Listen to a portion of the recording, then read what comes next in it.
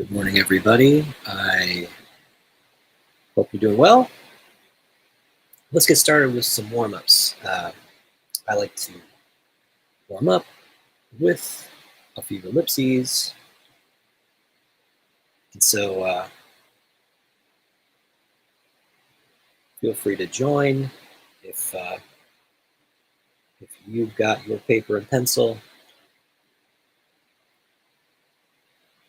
I'll do about 50 of these, and the thing I'm thinking about is I'm trying to warm up my shoulder, my arms, my hands, hopefully my imagination as well.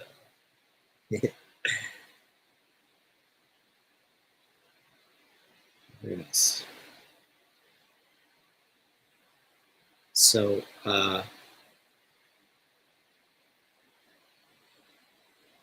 if this is working for you, please let me know in the comments. And I love hearing from you in the comments. Read your questions. And again, if you'd like to join, you can always find a link on Reinventing the Tattoo homepage. Scroll down to the bottom to the calendar, and you'll see a link for drawing for tattooers. Okay.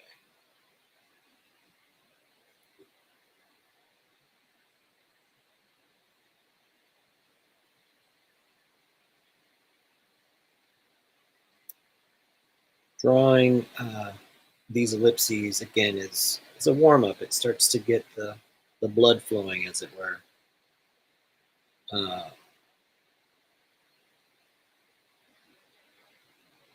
I think there can be some really practical sorts of applications, but it's also really valuable to just get warmed up, frankly. So really draw as large as you can, whatever your drawing surface will allow.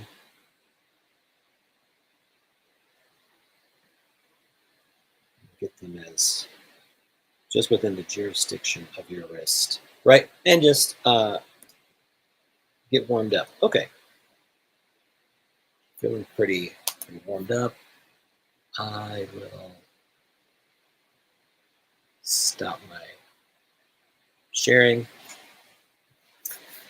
I'm going to continue this process of getting ready, right? I'm going to stretch. So I'm going to extend my arm, and I'm going to pull my hand back and really stretch the muscles. Let's see here. Got Kyle Olson joining us this morning. Hey, Kyle. Good morning. Oh, we're doing morning. How's the man, the myth, the legend, James doing?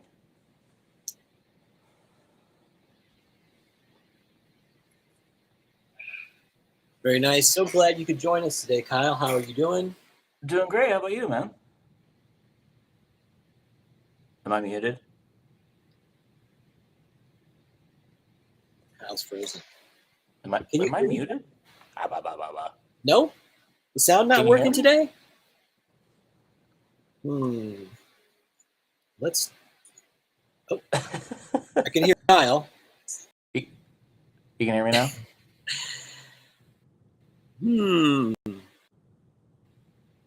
Let's see. Can you hear me now, Kyle? Yeah. Okay. Very good. Can you hear me? All right.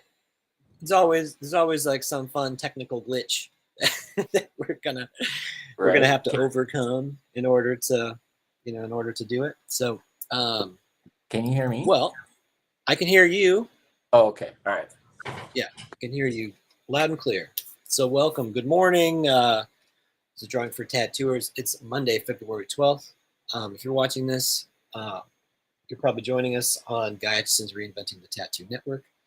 Tattooers, collectors, and the curious are all encouraged to join us in these live streams and to meet us up at real-world events. We're beaming out every week, so with your help, this has become a real quality collection of on-demand and live network programming. So You can learn more by visiting reinventingthetattoo.com. So, Kyle, I have a fun presentation planned for today. Nice. Yeah, and I'm so glad you're here. But I wanted to, extend an invitation to you. Is there any fun things, any fun projects you're working on? Anything that you would like to share with? Art wise, tattoo wise, does it matter? Yeah, all of it. Um, Nothing really standing out right now. Um, I did like a soldier's cross with like some things behind it that I thought turned out pretty decently. Let me see if I can bring that up. I'll bring up OBS real quick and show you. Outstanding. So I will turn off my camera so you become. I'm big. You No. are. You're on, buddy. All right. So get that switched over.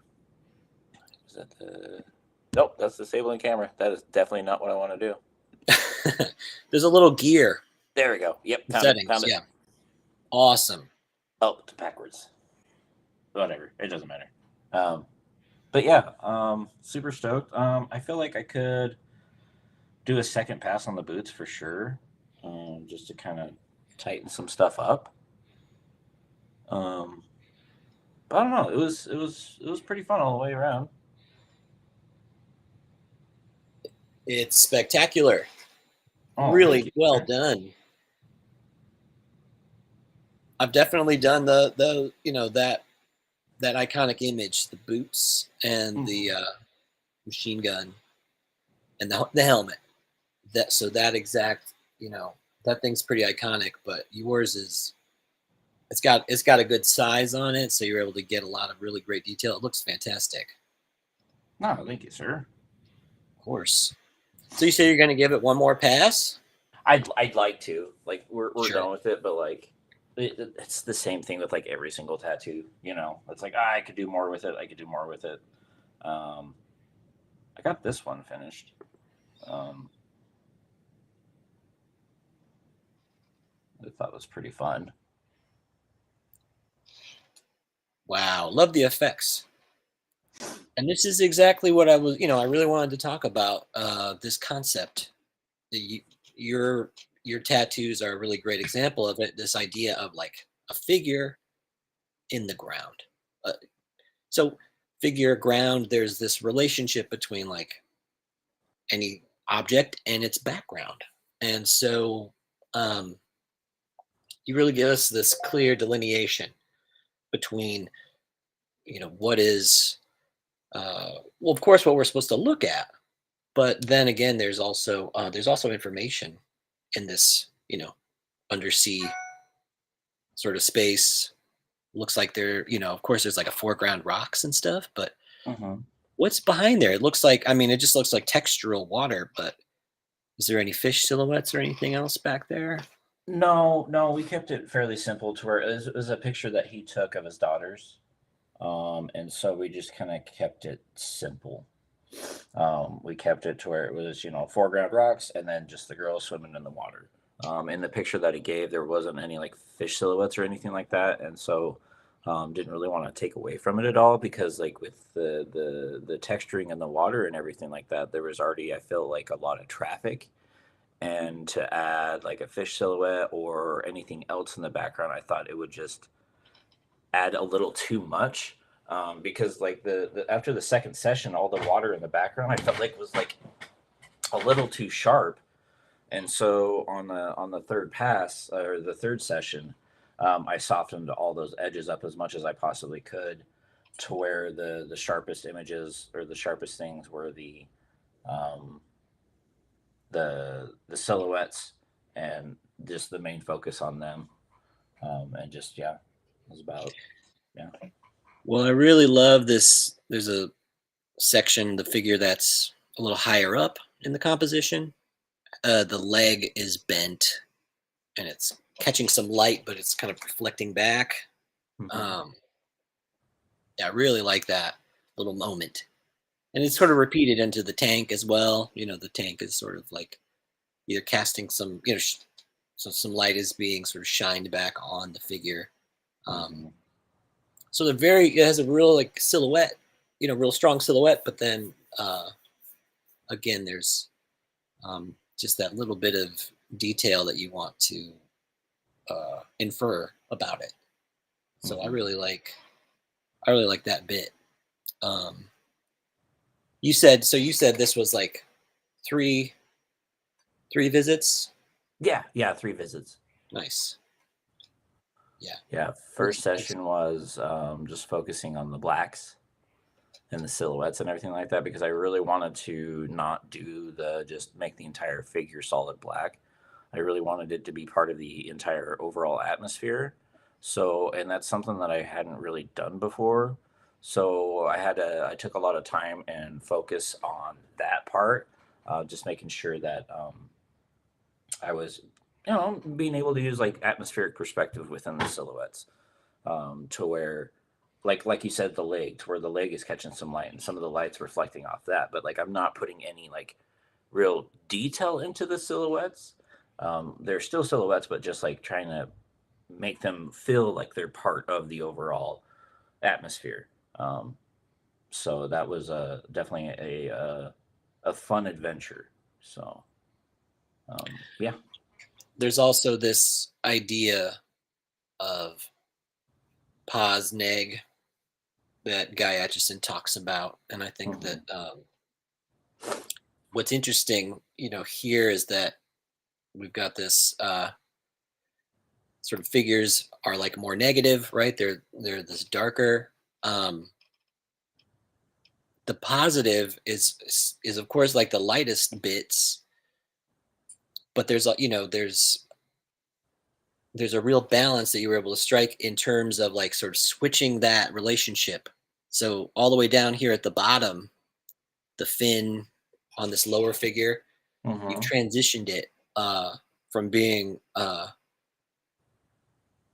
like a pause on neg where the figures are you know or rather the I'm sorry, the dark figures are on top of the lighter background, right? So I believe that in guys parlance that would be a negative on positive.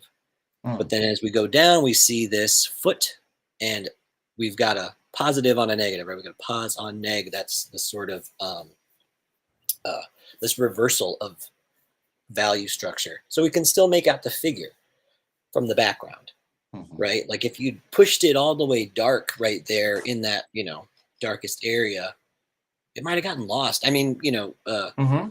there's definitely some lost edges, which I think are really well placed. But right there, I think that was really handled pretty well. Was that what the reference you think sort of described, or did you take any license with that Um, I area?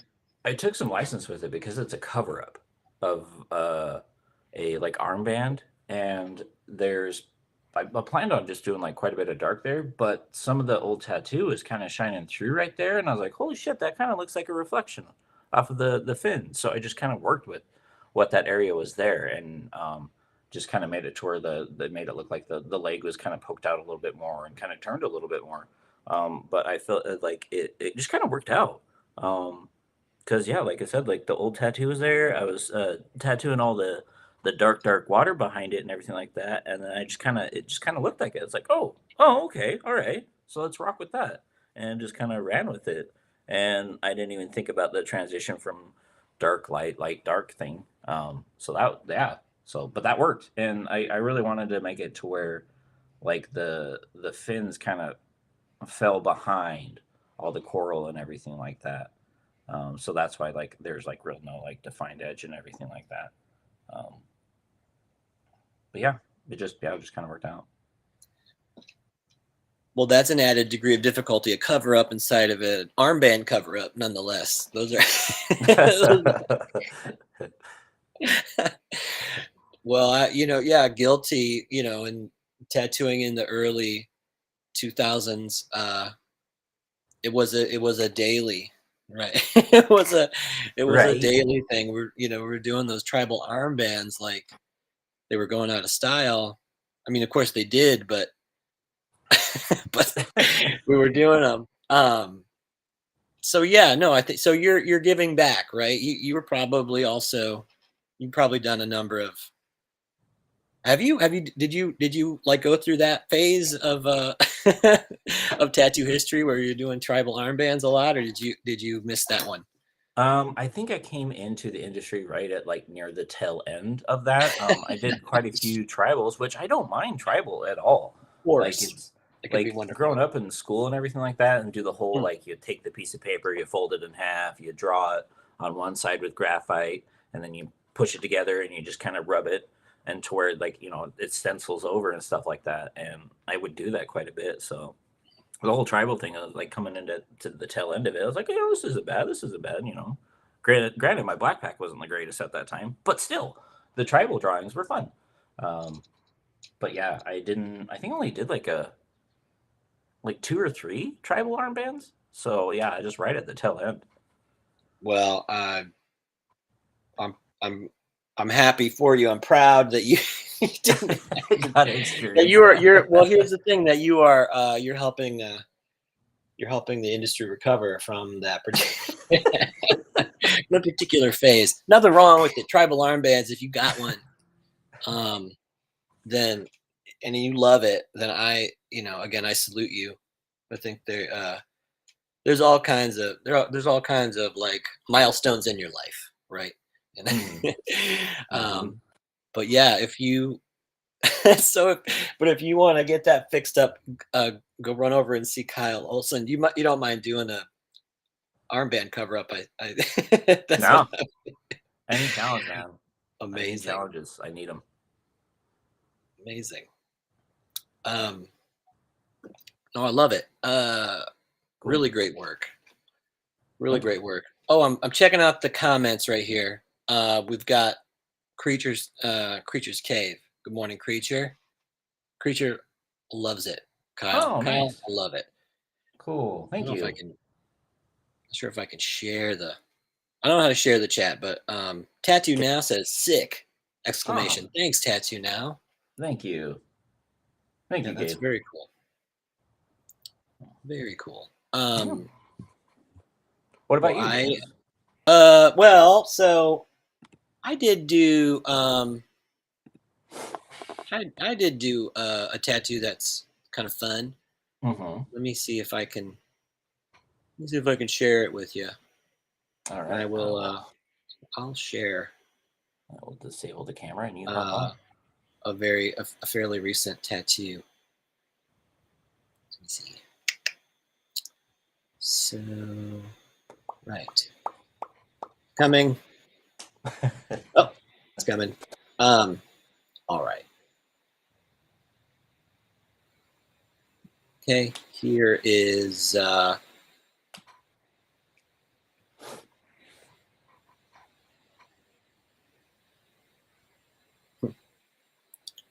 Here's one I did Nice.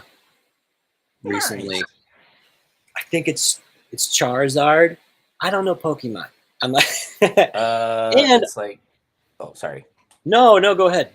I think it's like Charmander with like Cubone's skull thingamashit. So. Right. It's a mixture of two characters. Mm-hmm. Um, Charmander wearing the hat, the helmet of another one Mm-hmm. of the characters. Anyways, he's also like lighting a joint on his Chartail. It was tough to get. It was tough to sketch that in there.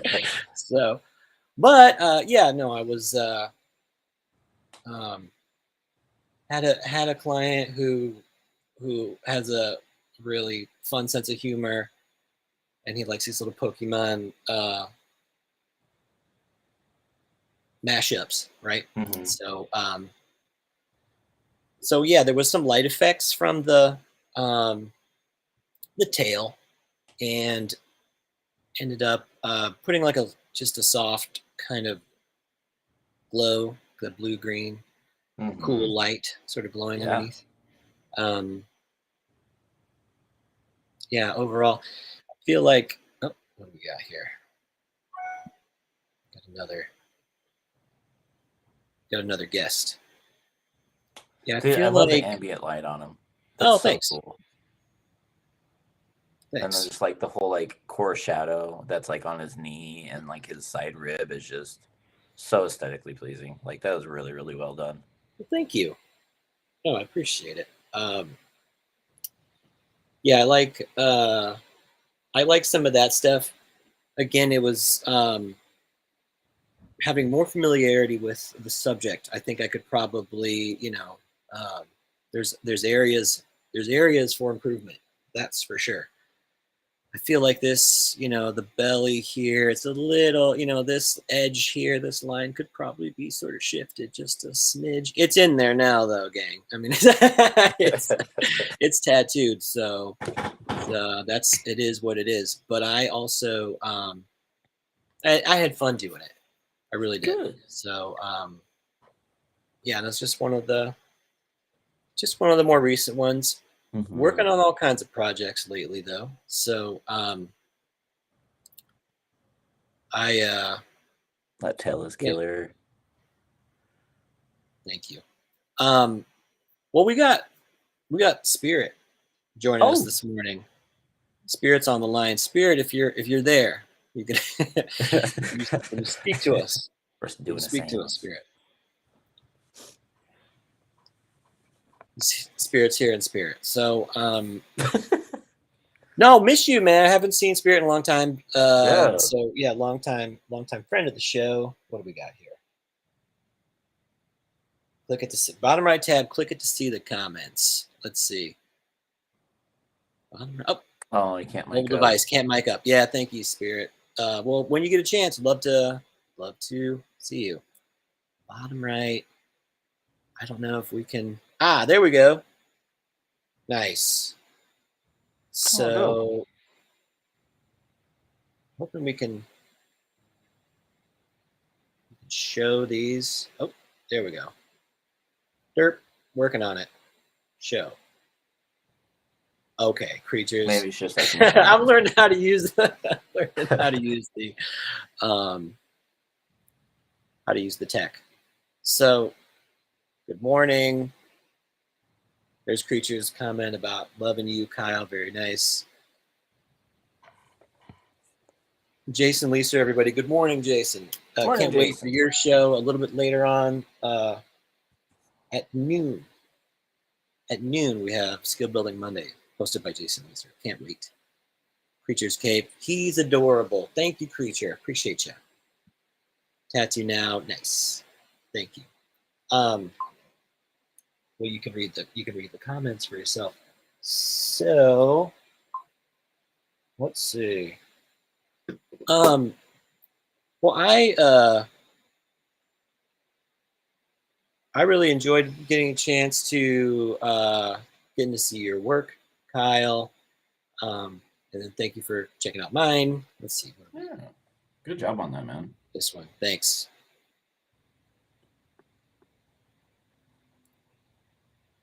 Okay. Well, anyways, our captions, we will turn those off. Very good. Okay.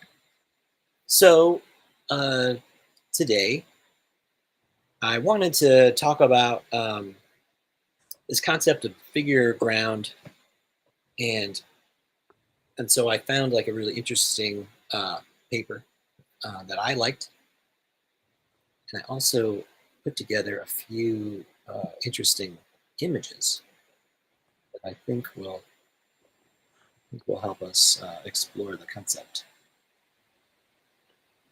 Let's see, we got somebody else coming into the room. It's me. Hey, Creature. Hey, good morning. What's up, Creature? How goes it? I was running a little bit behind. Yeah, I hear that also. Everybody have a good week last week? Yeah. Good. Not as best as it was going to be. Whoa. Whoa. Very That nice. like hits the nail on the head. Like, you know what? I'm still gonna kick this week's ass. There's difficulties, but whatever. Right. Part of the gig. Life is pain, Jim. Life is growth. Yes, indeed.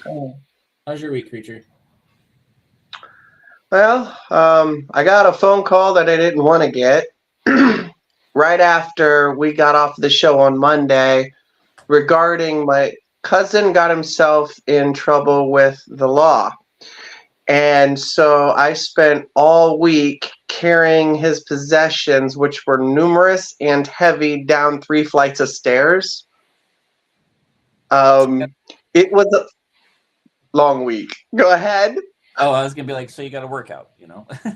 Oh, we got stairs in all week. Normally we're doing the upper body. Now Got them stairs, got them steps in.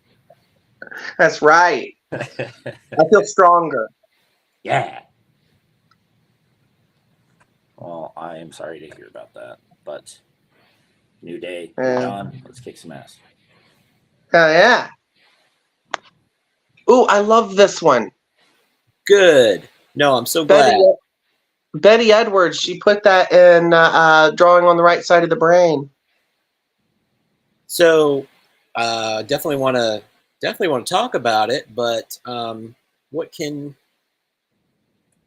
you tell us? Does anything come to mind when we talk about this idea here? And then we've got, of course, this very classic image, if you like, of the figure and the ground. So after reading, I'd never seen it before. After reading Betty Edwards' book, I didn't know that people just can't draw that. To me, it's easy. I can look at that and draw it, and I can see both face and vase. But to put a twist on it, I was bored and I did it with both hands at the same time. Try to do that. That's fun. Got it. That's all. Well, very good. Well, I want to stay on target, and definitely, I appreciate it. And as I'm going through, I'm going to be reading a paper, but I have some images that hopefully will like sort of help us understand the content, and then of course there's also maybe they'll be inspiring. Maybe there's something that you'll find that you love in these images. And again, this is a chapter from a book by James Elkins. He's a professor at the Art Institute, School of the Art Institute in Chicago, and he has written a book specifically about this topic. So anyway, figure ground, and I'll try to keep the images moving as we go. But here we go. Right. Figure ground. When figure grounds are discussed in scientific texts, it is routinely assumed that the phenomena are under study for the first time. And even in accounts of modern art history, figure and ground are taken to be modernist concerns. If we accept visual artifacts as evidence of figure ground relations, then the problems are as old as marking itself. But even confining the issue to those periods that have developed written discourses about figure and ground, the prehistory of the subject goes back 1,000 years in China and India, and 500 years in the West. So looking only at Western tradition, because these examples that we're going to see are all from there, and putting aside the fragmentary references in sources such as Pliny, Aristotle, and Plato, the history begins in the 15th century. So, and I will get to that. So this image we were looking at, the Rubin vase faces, Edgar Rubin, he described it. It's a part of a school of thought known as Gestalt, right? And Gestalt really it's a German word, but it means like pattern. So a lot of times when we think about like what this could possibly, how could this pertain to art? We think about like recognizing figures in a background. But I think what's really interesting, especially in regards to our topic, tattoos and art specifically, um, the figure itself, a person's body, can become the ground, can become the background, or the or the ground that holds this figure, right? It can figure can hold the ground, can hold the figure. It's very sort of it's almost like a fractal, if you like. But the interesting bit, I think, comes in you sort of realizing again your perception, whether what it is that you see is organized in your imagination, sort of based on the stimuli. And so you see something, you're going to organize it in a particular way. With this, if you've probably seen it before, and maybe it's doesn't feel profound to you. But what's really interesting, I think, again, is this oscillation between you see something positive, you see something negative, right? You end up kind of seeing like, are we looking at a vase? Are we looking at faces? But again, there's this relationship. There's a figure, this vase, right, in a background, right, sort of in a negative space, or again, to talk about it in Guy Atchison's language, which is really helpful. This negative on positive, right? Negative space, but but value-wise, dark light, sort of. It's dark on light background, right? Or is it lighter figures on a darker background? And again, sort of being decisive about your work, what is dark, what is light, right away can help you determine, help your viewer determine what it is they're supposed to look at. Just like we saw with Kyle's work a little earlier today. So, all right. So I hope you enjoyed this painting. Look at it while while I'm reading to you. So again, we'll go back to the 15th century, but this one, this painting is from the 17th century, right? So 1608. Okay, so the story concerns nothing less than the origin of the concept of drawing as we have inherited it in the West. Sometime in the 15th century in Tuscany, the medieval example was various kinds of preparatory drawings. They were understood as composition drawings, and they came together and made a way for a new set of possibilities centered around the drawing as such. I'm going to scroll down to my other example that I have, right? This sort of thing is kind of what we're talking about, right? These preparatory drawings.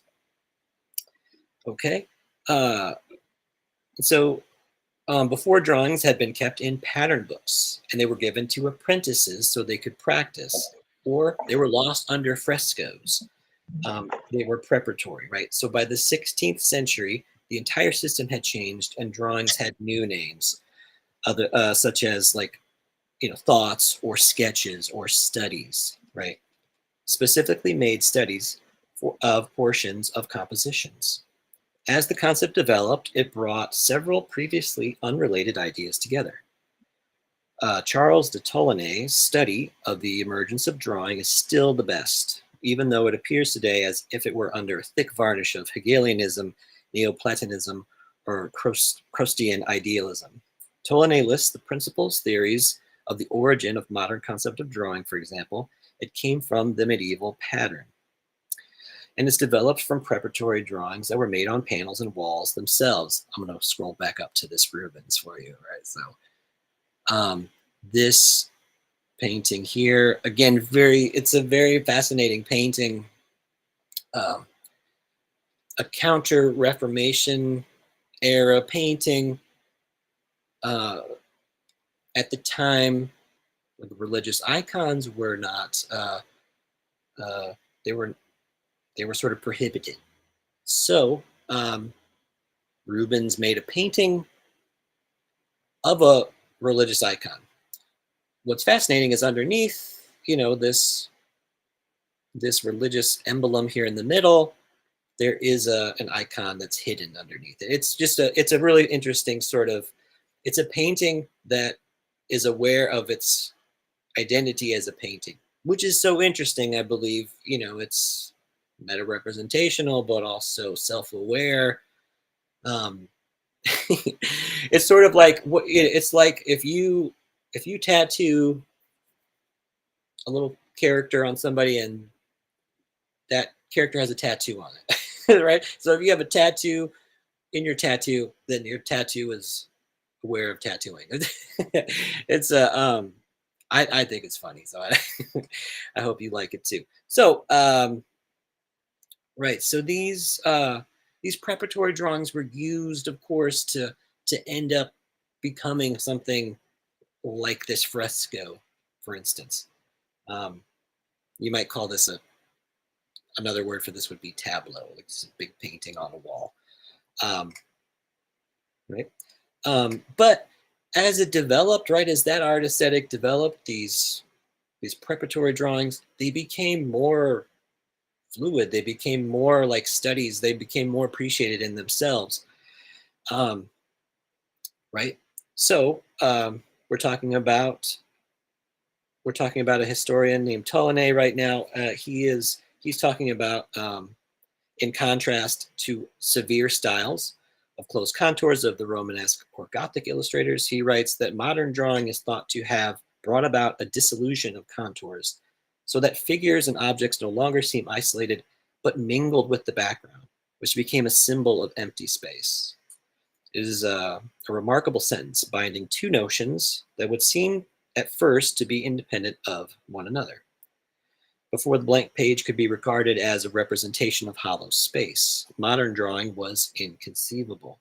And it is also true that our idea of drawing is inseparable from the notions of the spontaneous, immediate, intimate quality of drawings, their non-finito qualities, that often depend on dissolved contours. But are the two connected? Is the intuition of space in drawing, as opposed perhaps to finished drawings, dependent on an uncertain or loose relation between figure and ground? Historically, it has often been that if Tolone's conceptual analysis is roughly correct, it would mean that we should consider that in the same decades when perspective was being developed and the flat page was reconceived as structured fictive space, the relation between figure and ground first became a question or a problem. So, what we're trying to sort of unpack here is like this relationship. Figures are in space, right? They are also intermingled in the background, right? We have all of these lost edges. We have all of these, figures that have atmospheric perspective.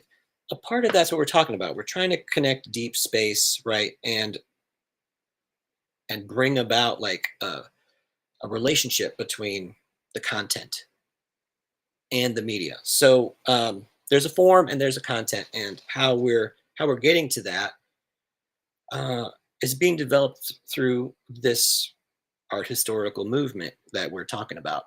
Okay, so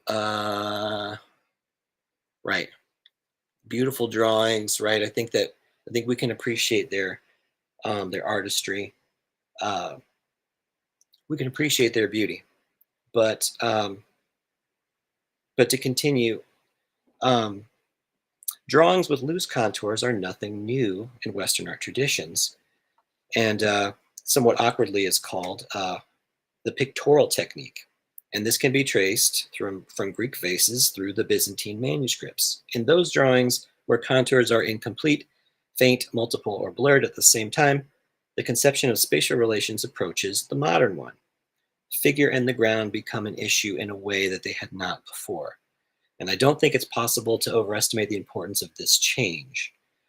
The difficulty that the concept of drawing has come to be demonstrating is the connection between our idea that important, interesting, intimate, expressive pictures might depend on posing a figure and a ground as a subject or as a question. So again, what we're trying to sort of tease out is this this question, and like we saw with the Rubin vases, right? There's a face, it's a vase, it's, oscillating back and forth. When we're making art and we want people to explore not only like, you know, say a figure or an object in your environment, you may really wish for them to explore the space. And maybe that's even like you haven't done any background, hypothetically, but you could still, there's still this idea of something having there's a question about what it is that's being expressed. So the later history bears out that, like the Baroque academies that followed it, the French Academy was an institution that taught drawing and theoretical edifice built around the concept of drawing. And this was centered around the proper management of marking, contour, figure, and ground. As an aesthetic sketch developed, it came into conflict with ideals of polished execution that were appropriate to painting, and one of the principal subjects of concern in the 18th century literature is the problem of preserving the intimacy and expressiveness of the sketch in the corrected, polished final drawing. Right? Like maybe you've experienced this. You make a rough sketch, let's say, and it has a lot of life. It has a lot of movement.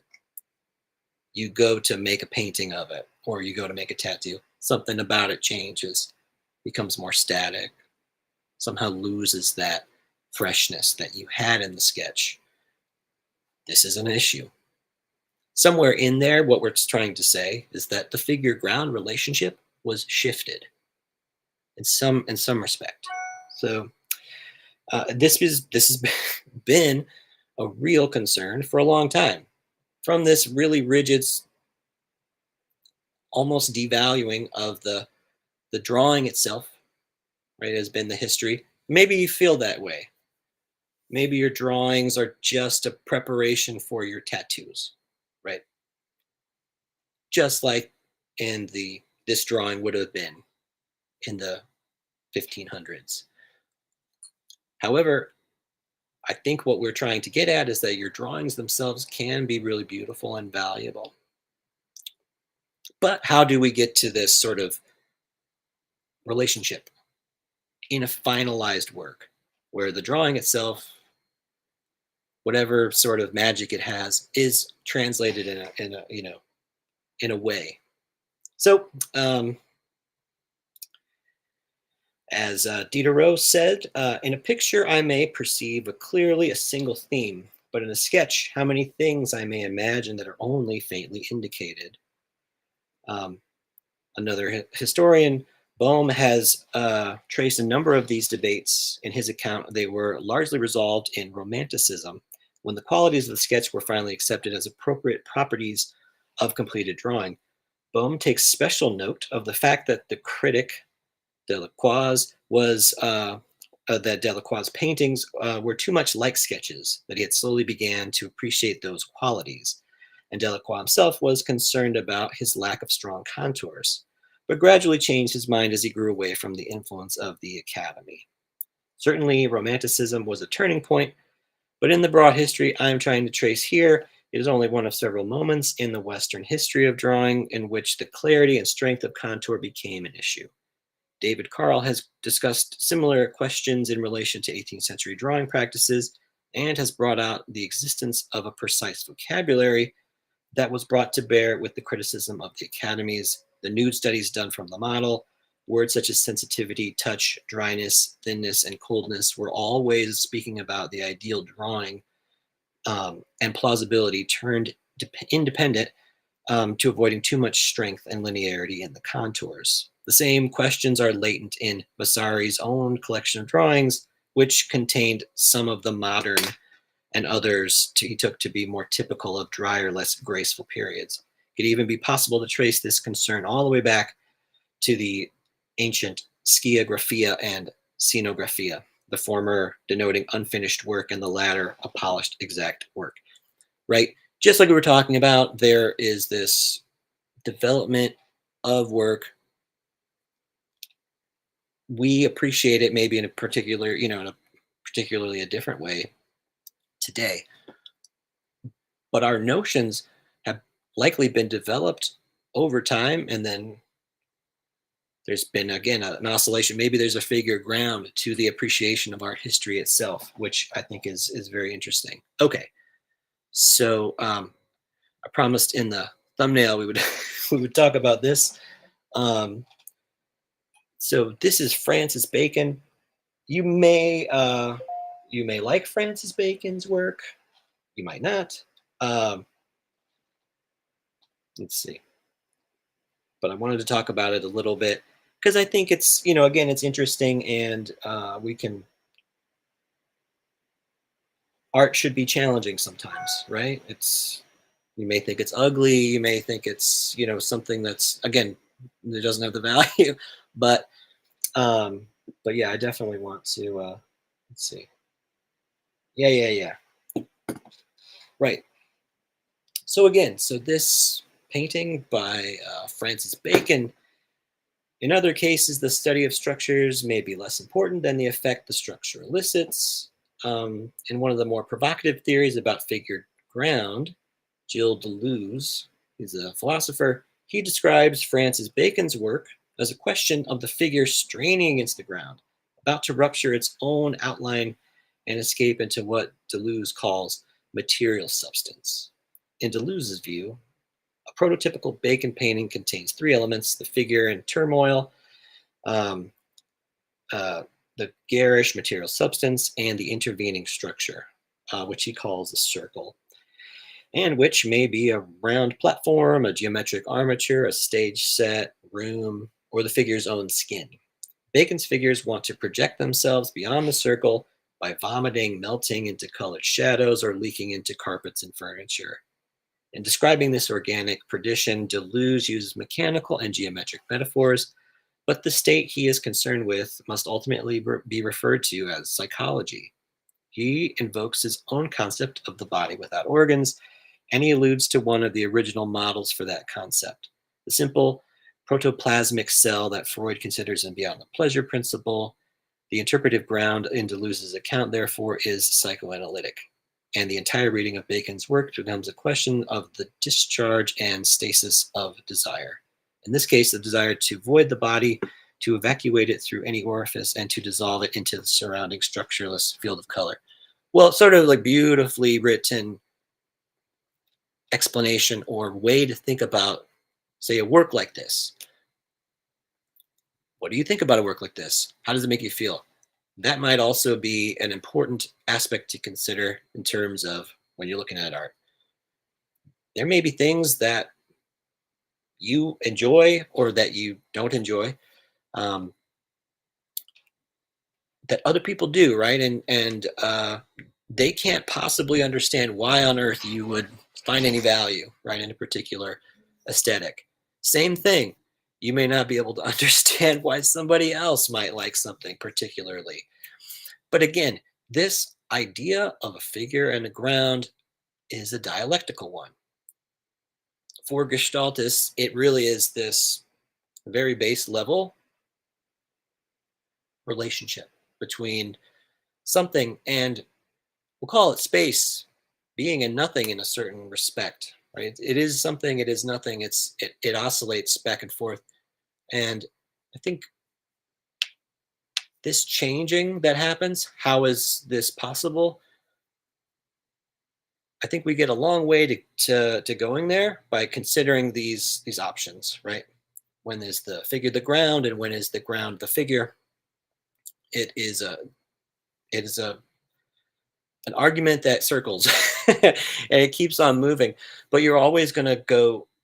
There's always like something that you can go deeper into. It doesn't ever become fully resolved, I don't think. That's like the beauty of art.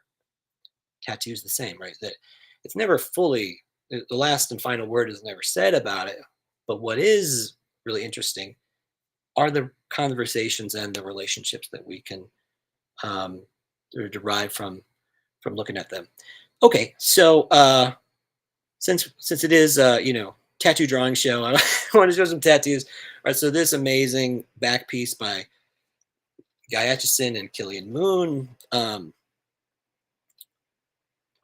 I really kind of feel like this is specifically, Guy cites this image in his chapter on positive and negative relationships, which I equate really closely to this notion about the figure in the ground. What we see here, some structure within a particular space. So the figure might be the structure, the ground would be the space. But we're filled with all sorts of different textures as we go in here. And there isn't necessarily this strong calligraphic line that, that illustrates it in this particular case. What's nice is this oscillation between, feeling the figure, as it were, and then also being inside of this ground. So again, there's a movement, figure to ground and ground to figure. And I think that, again, what's almost not being said, though, is this idea of the body. This is on a person's back, right? There's a person there, right? So their body itself is a figure in a background, right? But of course, then there's another figure on the figure as a ground. It's so interesting, right? Whenever we look at tattoos, and they're fascinating as a subject, and I think it has a lot to do with this organizing principle that we have. When we see something, we want to determine, is it a figure out in space, right? Is that another person that I need to go talk to? Is that like a lion I need to be scared of, right? In a primordial scene. Instead, all of these capacities that we have been sort of geared towards aesthetic in a lot of ways. Maybe everything is that. Maybe everything is sort of like an aesthetic consideration. But especially when we're thinking about tattoos, it is always good to remember, right? It's on a figure. But in this case, the figure is your ground, and as you're developing figures in the ground on a figure in the ground, it's good. It's so. I think it's so interesting to comprehend these things, or at least to consider them. Right? Is it a figure in the ground, figure on the ground? I like it. Anyway, beautiful tattoo. Some amazing paintings.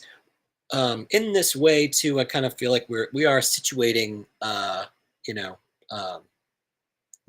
tattooing within an art historical context as well. Like the drawings or the paintings I showed or not, right? This is a part of art, right? Tattooing itself, it is an art, and it's a part of it. And then again, there's just a few more fun tattoos. And so we are thinking about like figure on ground, but of course, positive on negative relationships. So again, in Guy Aitchison's sort of way of saying it, that we have, in this case, it would be negative shape, right? Or sort of negative value on top of a positive one, right? So it's lighter behind, and then this arm sort of stretches across. And then there's like is the light effect as well. So we have this highest degree of contrast, this highest area of contrast. So we can start to clearly see the figure on a ground, but there's more to it, right? There's another layer where there's another figure behind, which is of course serves as a ground for the foregrounded figures. And then of course, like this, beautiful fractal. I said that word earlier, right? A fractal, right? Thinking about this figure and ground relationship is like a fractal, where it's always like a proportional relationship to itself, right? There is no figure ground relationship in a way. It's always a proportional relationship. Sort of one is dependent on the other, and so on. So yeah, if you don't know a fractal, this is like a really beautiful tattoo of a fractal. You can see it. And so again, I don't know if I lost you. I'm not sure, but I hope that I hope you'd enjoyed this exploration of figure ground relationships. Where am I at? Here I am. Figure ground relationships, and sort of looking at art history, and which includes tattoos. So so yeah, that was what I want to talk about this week. So Makes a lot of sense. I absolutely love those. That fractal it's dynamite. yeah, it definitely is. Well, I got to ask about the bacon. Did you like the bacon, the Francis bacon? Any takers? Yeah. Yeah. I don't know. Yeah, no, go I on. don't know. I want to hear some feedback about it. I like how we kind of played with that whole figure ground concept of foreground background, because like the background would bleed into the foreground and stuff like that. And I also appreciated like the simplicity of the stuff that he's doing, but also like kind of the genius of it, to where it's just like there's so much emotion into it. It's just a lot going on, and I thought it was fucking rad. Everything that he was doing, everything he was playing with, and then like just all the action that was going on. It's just, yeah, I just thought it was so cool. Oh, okay. I'm more of a novice than you guys are in this. That one was the three figures that had the pink and the. Okay, that's what I thought.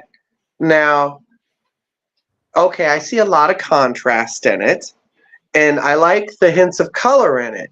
I like how it has abstract, but it also has constructed form. I do like foreground and background and the variance that it shows. But as far as art, I think it looks like bubble gum or something stuck on something.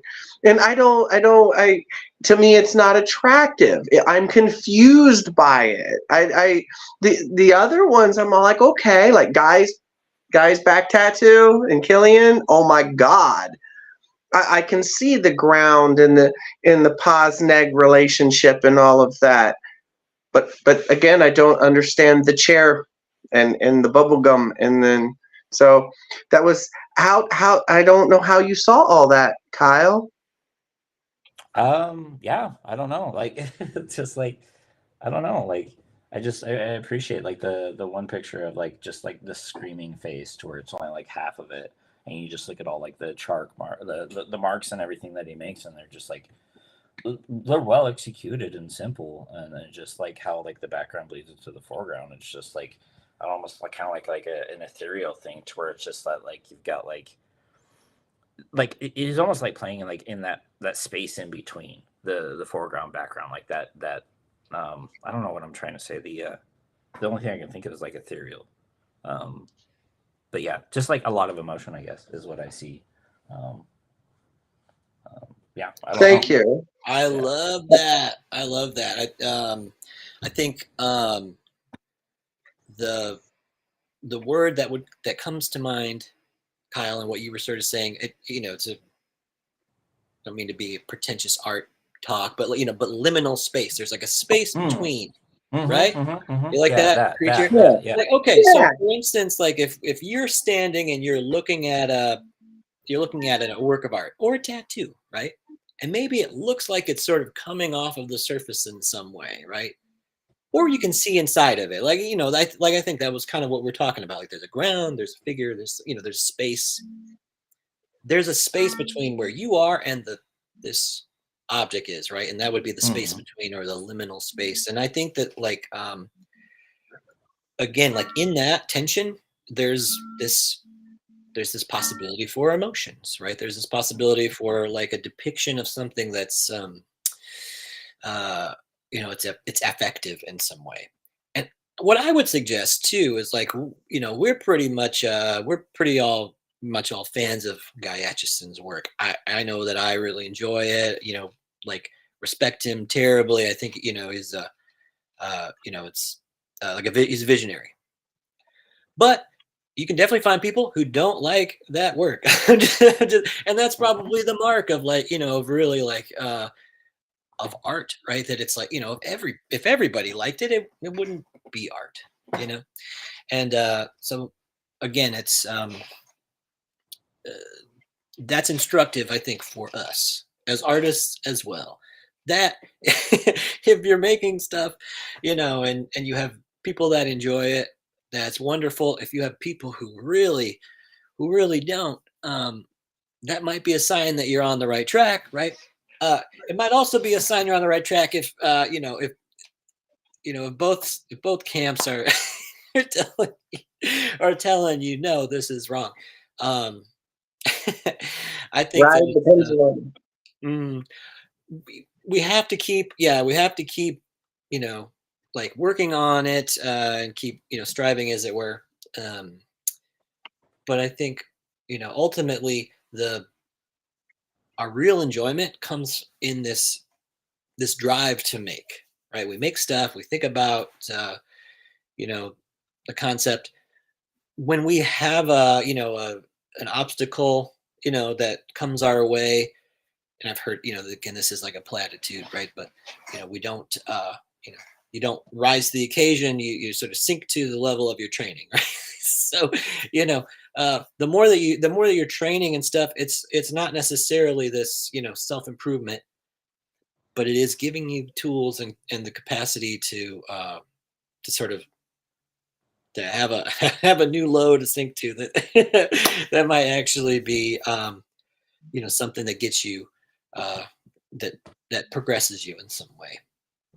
That's kind of where I'm at with why do it, right? Why, like, why continue to draw? It can't be, I mean, it can't be like it's pure profit motivation, right? 100%.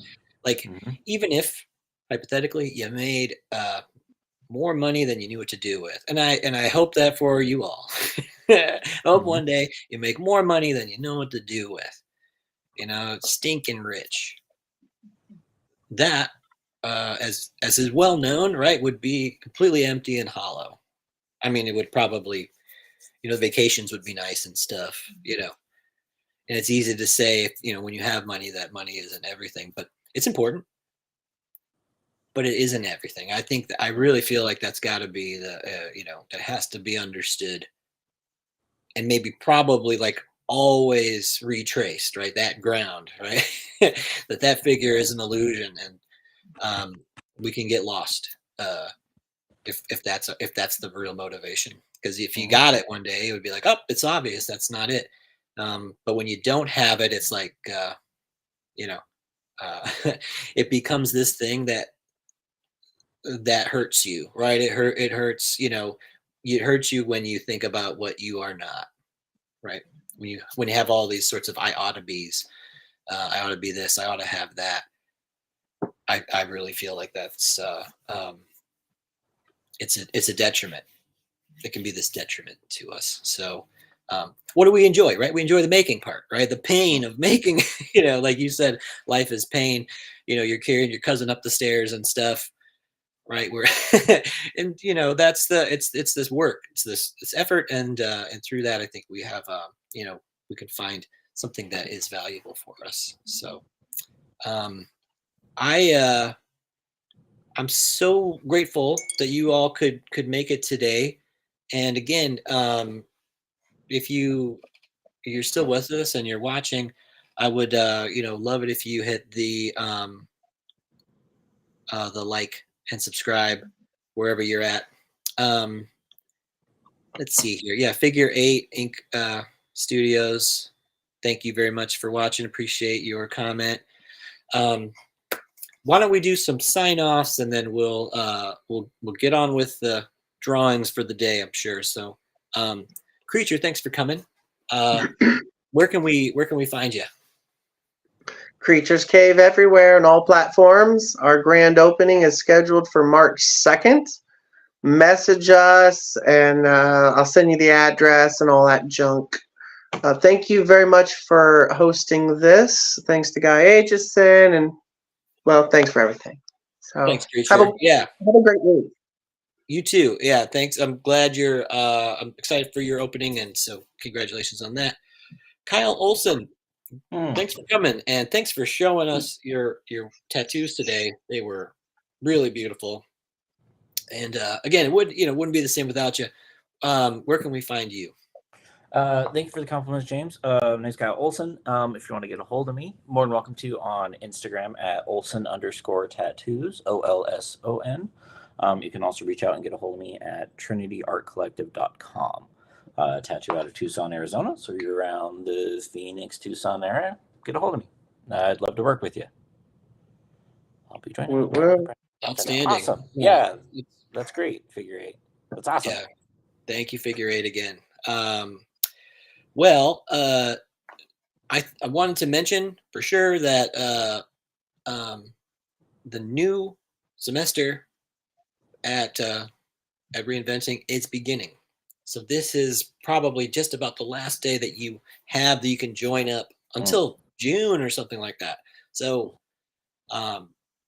join the subscribers group. You'll get access to Reinventing material, the Reinventing book, as well as our, the Monday night subscribers group. It is a really great opportunity to draw and to get feedback and have community. Other like-minded artists who are really interested in improving their drawing. So you can bring it back into whatever you want, tattoos or your art making practice. So again, you can learn more by visiting Reinventing the Tattoo. Again, I'd like to thank my guests, Creatures Cave and Kyle Olson. Thank you both so much for coming. We want to thank everybody that watched and made comments. We really love it. Anyway, join us next week where we will do some more sketches, some more drawing exercises, and we'll continue to explore this thing. I'm James Wisdom. This has been Drawing for Tattooers. Happy drawing, everybody, and we'll see you next stream. All right.